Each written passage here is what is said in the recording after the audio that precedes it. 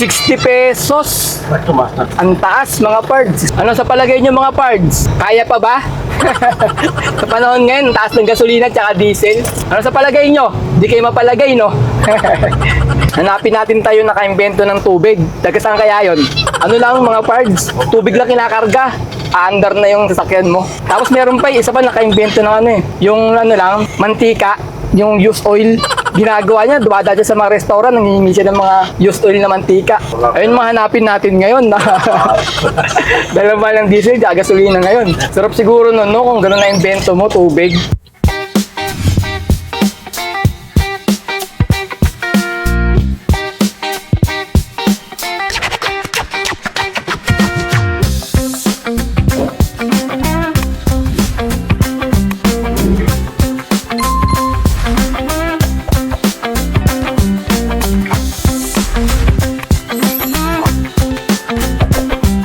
Good day mga pards! Today is another booking day na naman tayo.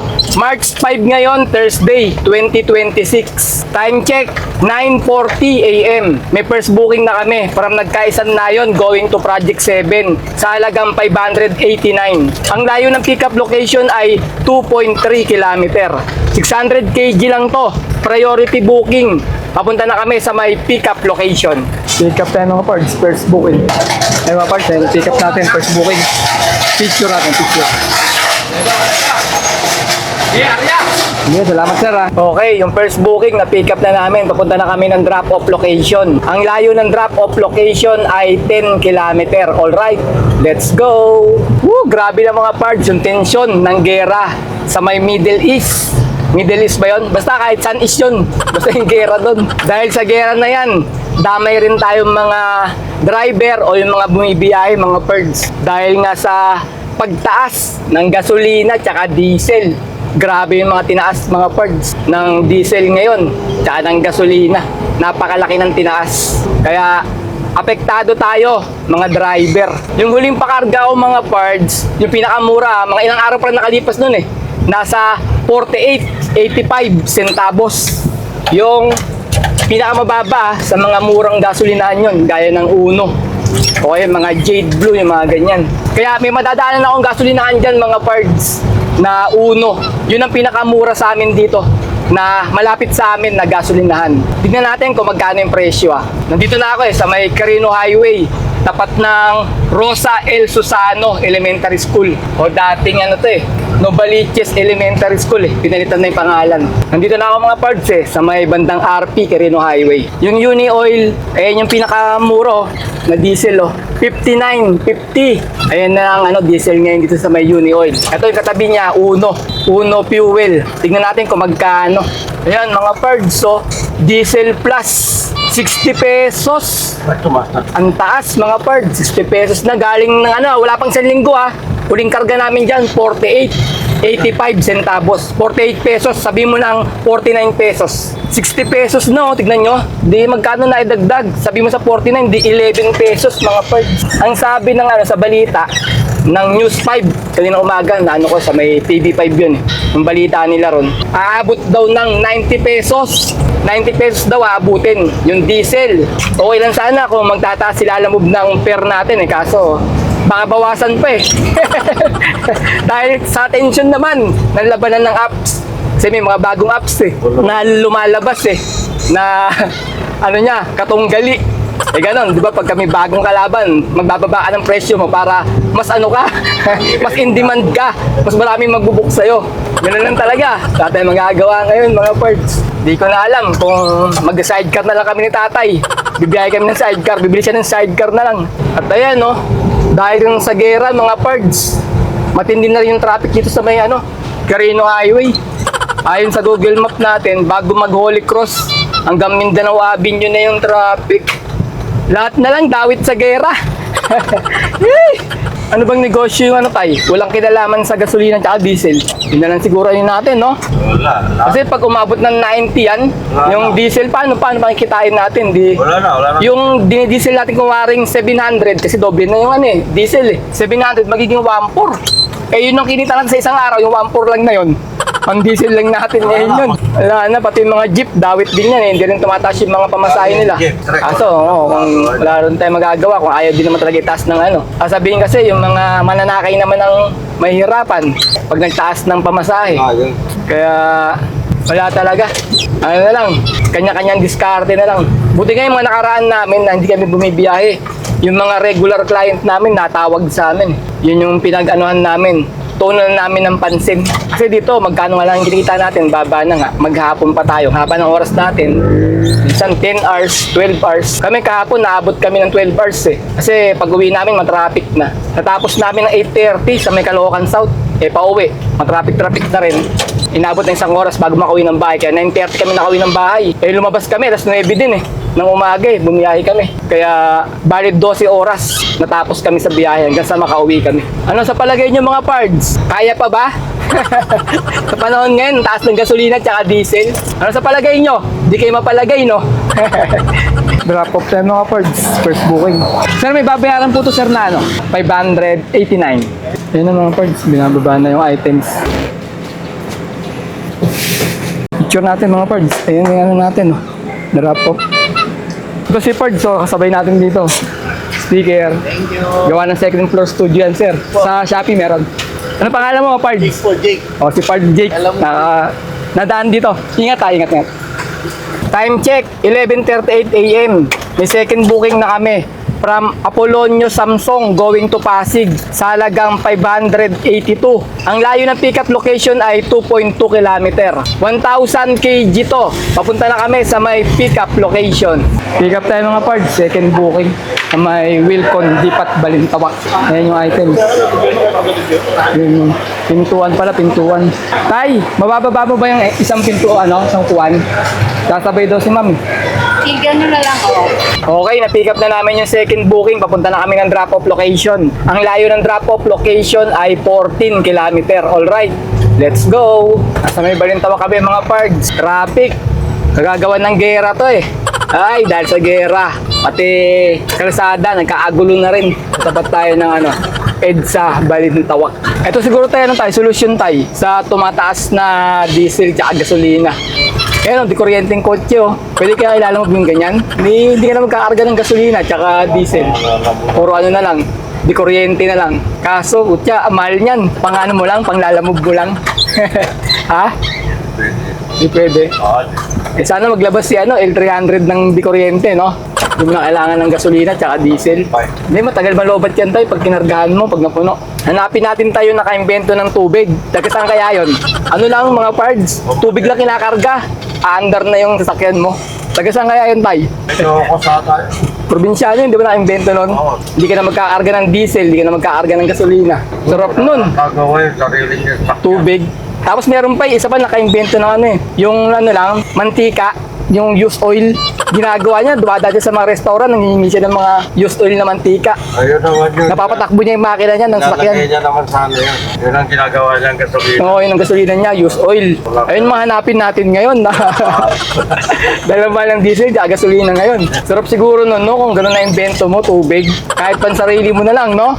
Kahit libutin mo na yung buong Pilipinas nun eh. Tubig lang yung yun. Babakong ka lang ng galon-galon tubig. O kaya, pag may ilog, ginto ka lang eh. Karga ka dun eh. Wala mga pards. So, paano na kami? Pa EDSA Muñoz na. O EDSA Roosevelt. Maluwag ngayon. Siguro walang ganun namamasyal. Ang mahal ng gasolina eh. Tsaka ng diesel eh. Yung mga lakwatsyador nawala eh. Puro mga lang to. Ito yung mga naghahanap buhay siguro nasa kalsada ngayon. Mga delivery, yung mga grab, mga ganon. Pagka low budget ka, hindi ka pa pwedeng maglakwatsa ngayon. Mauubos yung mo. Kakapakarga ng gasolina at diesel. Ang mamahal ng gasolina ngayon, mabubutas yung bulsa mo pagka naglakwatsa ka pa ngayon ganitong panahon, mga parts. Hintayin mo ulit bumaba yung gasolina. Ayun, luwag Heavy traffic na rito pagka nakakarating ka rito eh. Mapaumaga, tanghali, hapon. Walang pinipiling Ngayon, luwag eh. Ito na yung Walter Mart Muñoz. Ortigas na tayo mga parts. Bale, 12:39 a.m. AM, PM pala, PM. Mag-alaw na ng tanghali.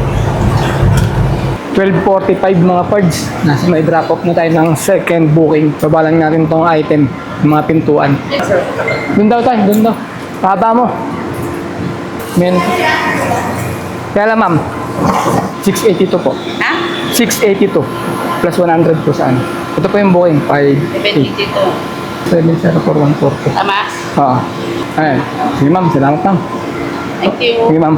582 mga parts, ginawang 782. May tip tayo na 200 pesos. Meron tayong tip na 200 pesos sa booking na yun mga parts, yung second booking natin. Kaso, via GCash tayo binayaran. Wala raw cash si ma'am eh. Time check, 1:33 PM. May nakuha na kaming pang third booking. From Pasig going to Mandaluyong sa halagang 286. Ang layo ng pickup location ay 1 kilometer. 1,000 kg to. Gurami booking muna tayo mga pards ha. Papunta na kami sa may pickup location. Pick up tayo mga pards. Third booking. Pick up natin. Mga mineral.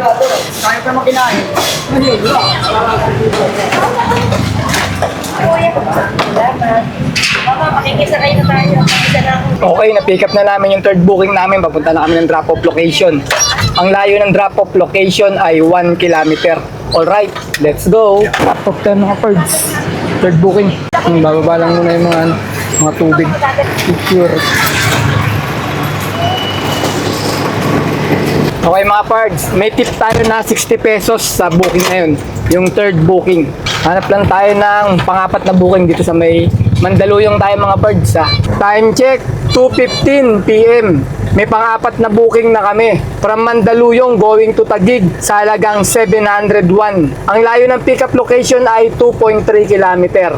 1,000 kg to. Papunta na kami sa may pickup location. Nasa may pickup na tayo mga pards. Pangapat na booking natin. Kinakarga na nila yan doon. Ano yun eh? Pagkain yung pickup natin. Okay, na-pick up na natin yung pangapat na booking natin. Papunta na tayo ng drop-off location. Ang layo ng drop-off location ay 12 kilometer. Alright, let's go. Di ko pala nasabi mga pards. Priority booking pala ito nakuha namin. Bale, papunta to ng Taguig dyan sa may Arca South Ayala Mall. Malapit lang. Mag-EDSA lang tayo tapos sa may service road. Sa East Service Road. Malapit na yun doon. Nandito tayo ngayon mga pards sa may looban ng Mandaluyong. Lalabas tayo ng Bonnie Avenue. Doon tayo dadaan palabas ng EDSA. Medyo mahirap maghanap ng booking dito sa may Mandaluyong mga pards eh. Pero sa motor dati, dito ako lagi naka-base. Kasi asawa ko malapit lang nagtatrabaho dyan sa may Pioneer. Hinatid sundo ko yun eh. Kaya dito yung pinaka-base ko talaga, Mandaluyong. Maraming booking dito pagka motorcycle. Dami nagpapadeliver. Paikot-ikot lang ako dito eh. Tsaka dyan sa may BGC. Buti nakachempo tayo ng booking na medyo maganda-ganda mga parts. Sana makarami tayo ngayon. Malapitan lang muna ako para makatipid tayo sa diesel. Ang taas ng diesel ngayon. Pag umabot ng 90 na yung diesel, wala na, doble na yun. Kasi dati 50 lang. Pinakamataas na yun. Pag gagawin 90, di doble na yung nun. Wala na. Nasa may Bonnie Avenue na tayo mga parts eh. Ito na yung papasok ng tunnel dyan, pa-Pioneer. Kaya gagawin natin, akit tayo dito sa may ito. Packet ng EDSA to. Yung diretso dyan, Pioneer yan. Pinakatumbok na ito pag sa kabila, yung dating Robinson's Forum, ginibaan eh. Gagawin daw na yan eh. Condo Mall. Diyan pumasok na asawa ko dati, diyan nagtrabaho. Kaya dito ako naka-base. Siguro mga parts, alam nyo na kung bakit hindi ko inaharap yung camera ko sa amin ha. Ano to eh, pinagbabawal na technique na naman para dagdag kita tayo. Kanina pa to, pangatlong booking na namin, puro ganito. Pero may dagdag income tayo kahit pa paano. Kanina malaki-laki, 200 yung binigay eh. Kaya okay na rin. At least kahit hindi tayo nakapag-double booking, may dagdag tayo. Yun lang, traffic na bandang Buendia. Pero hanggang ano lang, hanggang Buendia lang to. Mula rito sa may kanto ng papasok ng Rockwell. Medyo babagal yung daloy. Medyo maganda yung mga booking ngayon, March mga parts. Noong February, olats tayo. Talagang mabababay pamasahe pagkatapos. Konti ng booking. Ngayon, pagpasok ng March, mula March 1, medyo dumami yung booking. Tsaka may mga high demand na. May mga dagdag pamasahe na. Yung mga booking na nakukuha natin. Noong February, wala talaga. Puro sakto yung mga pamasahe. Kung minsan kulang pa nga. Siguro bumabawi ngayon sila, alam mo. Pero ganun talaga. Tsaga-tsaga lang. Tama mo, kailangan lang. Banjing-banjing ka lang din. Katulad nito, di ba? para masarap lang yung biyahe mo. Kasi iba hindi na nakaka-banjing. Dahil wala nang nauuwi. Sino ba naman magbabanjing na magkano lang nauuwi mo sa bahay? Kulang pa pang kain. Dati, dinidiskartehan niya na lang eh. Pag mababakita namin, kumakain na siya ng tuyo ngayon eh. Tsaka itlog. Dati hindi. Ayun, dilis. Talaga niya ng kamatis. Kaya yung mga diskarte, pagka walang kita, matuto kang kumain ng tuyo, tsaka dilis. Saka na tayo kakain ng lechon manok pagka gumanda-ganda ng biyahe natin. Ano mga parts, kaya niyo ba kumain ng tuyo? Mula na pumasok yung 2026, 251 mga parts. Nasa may East Service Road na kami. Bilis lang ng biyahe, walang traffic. Oo, na tayo. Yung mga bamboo, Tuyo na eh. natutuyo na yung mga dahon niya. Magka-summer na yata eh, no? Kaya ganyan. Walang tubig eh. Wala nang ulan, no? Naulan natin. Ngayon siya naulanan eh. Naraan, green na green yun. Dumaan tayo dito eh. Dati green na green eh. Ganda tignan eh. Ngayon ano no? Ayun, ano na, tayat-tayat na. Ma-brown na siya. Lapit na tayo mga parts. 800 meters na lang yung Ayala Mall dito. Arca South. Pero tutubo ata ulit yan tayo. Pag nabasa, Oo, totoo yan. tutubo ulit yan, no? Dali lang tumubo yun eh. Drop off na tayo mga parts. Pangapat na booking. Ayan, no? Ayala Mall, Arca South. Babaan lang nila itong yung mga items. Pagkain ito, pagkain yung dala namin. Hello guys! Ay, shout out ma'am, shout out. Naka-vlog ba kami? Yes ma'am, naka-vlog kayo. Naka-vlog ba kami?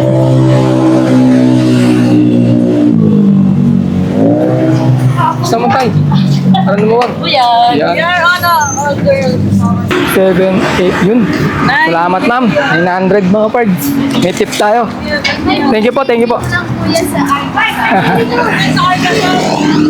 May tip tayo mga pards. 200 pesos. 700 yung booking eh. Okay mga pards, nakaka 460 na tip na kami ngayon. Bale, nandito kami ngayon sa May Taguig, Arca South. Abang kami ng booking, panglima na natin. Hanap na kami ng mapupwestuhan, yung magandang paradaan. Parang bawal dito eh, maraming gwardiya. 3:10 PM, nakakuha kami ng panglimang booking from Taguig going to Manila sa halagang 418. Ang layo ng pickup location ay 1 kilometer. 1,000 kg to. Papunta na kami sa may pickup location. Pick up tayo mga pards. Panglimang booking. Madilim sa pinikapan natin. Yan yung items oh. Nakarga na nila iba doon. Okay, na-pick up na namin yung panlimang booking. Papunta na kami ng drop-off location. Ang layo ng drop-off location ay 9 kilometer. Alright, let's go. So kami dumaan mga pards sa may Ayala Avenue. Hindi kasi ako dumadaan sa may Osmeña Highway. Maraming smoke belching doon. Dapat sa may Chino Roses kami dadaan. Kaso ang tindi ng traffic. Dito kasi sa Ayala Avenue mga parts. Tatagosin namin yung Pablo Ocampo. Doon kami kakaliwa. Pagkatapos, dire-diretso na. Papunta tayo ng San Andres Bukid, Manila. Yung deliver natin sa yata ito eh, Don Pedro. Nakarating din mga parts sa drop-off location natin. Panglimang booking, sir. Hindi ba yan, sir? Shoutout, sir. Shoutout. Hi guys, welcome to my vlog. YouTube sir eh. YouTube? Oo. YouTube? YouTube. Ano sa YouTube dyan? Yan. Thank you.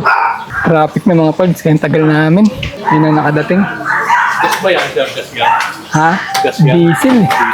Oo. 4:56 ng hapon mga parts. Baba kami ng bandang Manila, Binondo. Mukhang wala ng booking dito eh. Natumal. Bandang tayo. Sa may Ocampo. Lumabas ako ng Ocampo. Papunta naman tayo ng Binondo. Doon kami mag-aabang.